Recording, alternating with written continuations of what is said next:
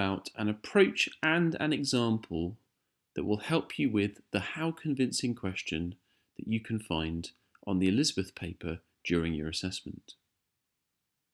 Have a look at the question on the screen. You'll notice in that middle line it's asking you, how convincing is interpretation A about Queen Elizabeth and marriage? It's worth 8 marks, so you're expected to spend around 12 minutes working on this question. You'll be given an interpretation to work with. This might be an image, but more usually it's a small text extract. So, what does this question really want from you? Well, there are a few key things to remember.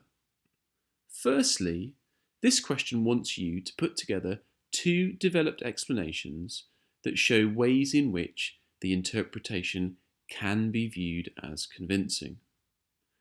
In doing so, it wants you to use specific knowledge to support your analysis.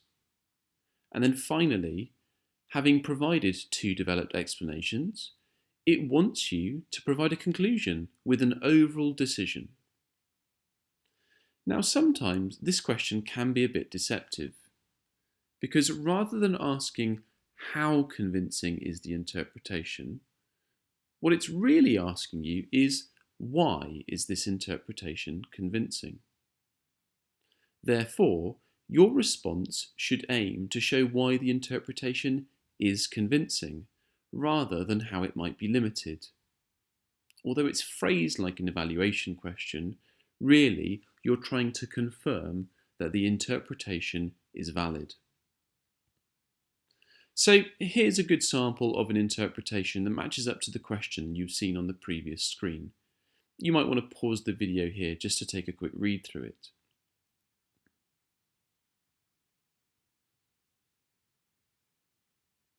Okay, so there are 2 key questions to ask when you're reading through the interpretation.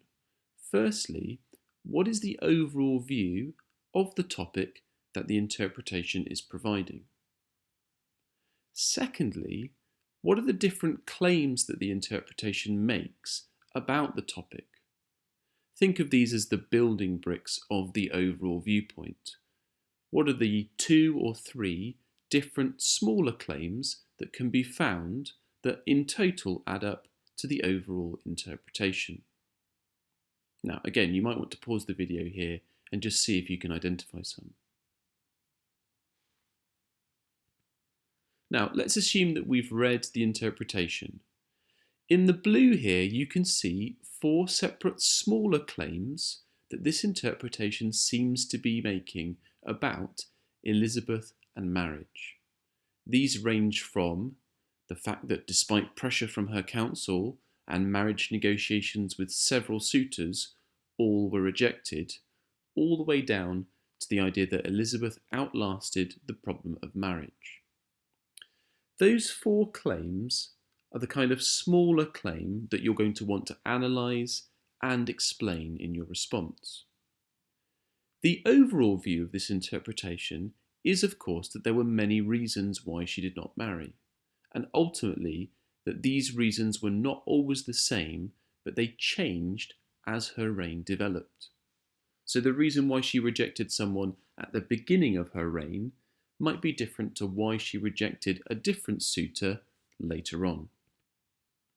Now, your aim, of course, is to explain why 2 of the claims that you've identified are convincing. So let's think about those 4 blue claims that we can see on the screen. Any 2 of those would be good for points of explanation. Okay, so let's think about our overall structure here. And for this question, it's quite straightforward. You're going to need 2 paragraphs, each of which is explaining one claim or idea that the interpretation presents. In order to convince the reader that you think that part of the interpretation has merit and is convincing, you're going to need your specific knowledge of the period to support the claim that you make. A good way to think about this is you're bringing forward a claim that has been made by the historian. To prove that that claim is valid, you're going to use your own knowledge to expand upon what they say, almost to imagine the the kind of detail that they might have used in order to reach their conclusion. So you should attempt to do that for each of your 2 main paragraphs.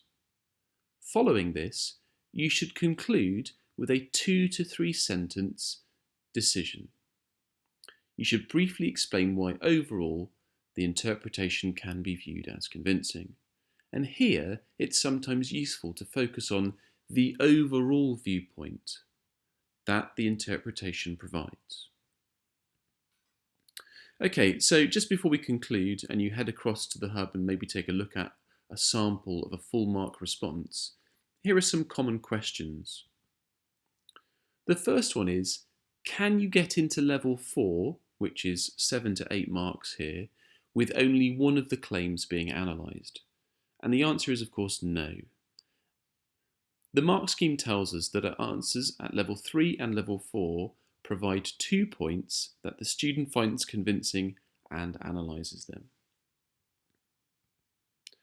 Another question is this: do I need to consider who wrote the interpretation and when? And again, the answer is no. You only need to consider the content of these interpretations. You do not need to consider any aspect of provenance.